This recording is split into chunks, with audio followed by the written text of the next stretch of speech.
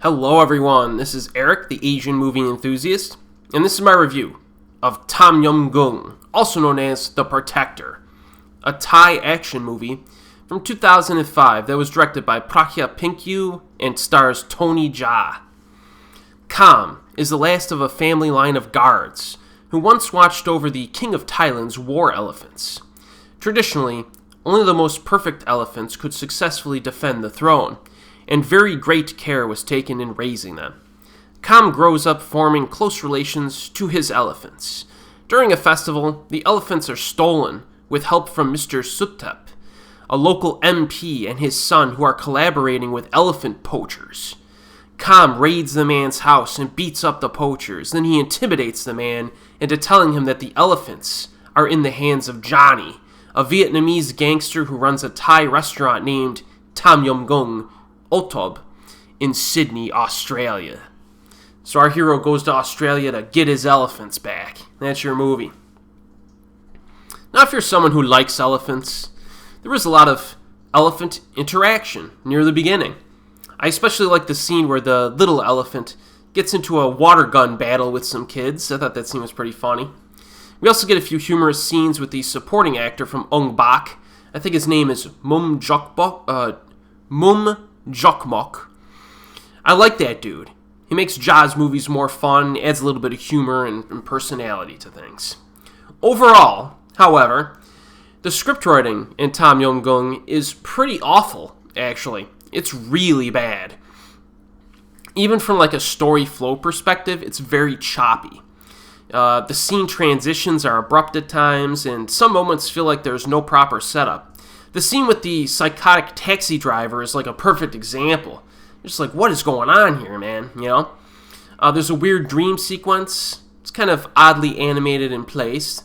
And then we're abruptly thrown into a lingerie mud pool lap dance scene. Like, it's just bam, bam, bam. And it's just, it's kind of awkward at times. Another really bad scene, probably the worst in the entire film, is immediately before the big temple fight, when Jaa and his buddy decide to leave the temple after being there for like a 1 minute of screen time, and then they immediately decide to return to the temple for like no good reason, like 1 minute later.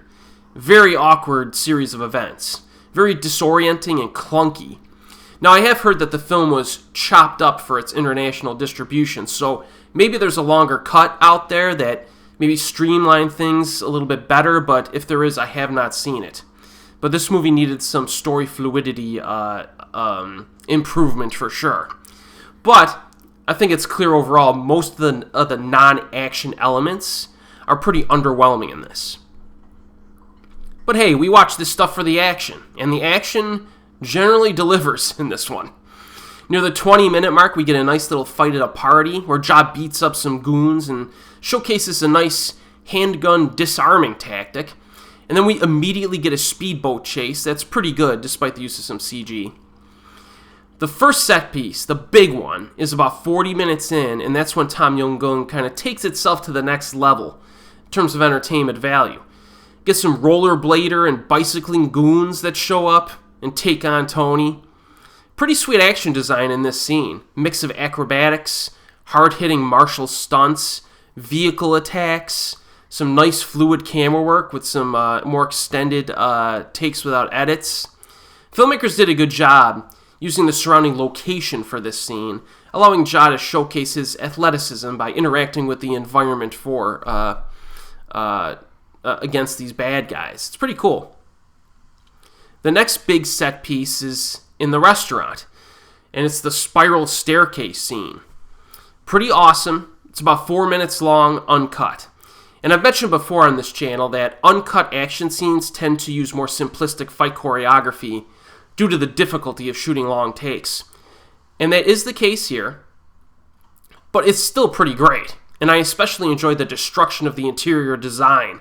You know, furniture's getting destroyed, people are smashing vases over other people's heads, the windows are getting smashed, and there is some legit stunt work to admire in this scene as well. Dudes are getting thrown off of balconies, and then the cherry on top is that Jaa gets a mini boss fight against Johnny Win near the end of this scene. So that's pretty cool. I don't think I've reviewed any of Johnny Nguyen's movies in separate reviews on this channel. I really should rectify that at some point. I should probably review The Rebel and Clash at the very least. If you haven't seen his Vietnamese action flicks, check out The Rebel. I think it's a good place to start. But yeah, it's nice to see him fight Tony Jaa here. And then we have 2 more big fight scenes to talk about in this film. The next one consists of multiple fights inside of a temple that's been set on fire. And this showcases some very different kinds of fights sequentially. You have like Brazilian fighting, sword fighting, and I guess you could call it big dude wrestling or brawling. And it's just like one after the other. It's pretty cool. Very nice that we get 3 very distinct fighting styles in one scene, and the choreography is pretty precise in this scene. It's very good. And then we get the big finale, a 2-stage showdown, which is pretty insane.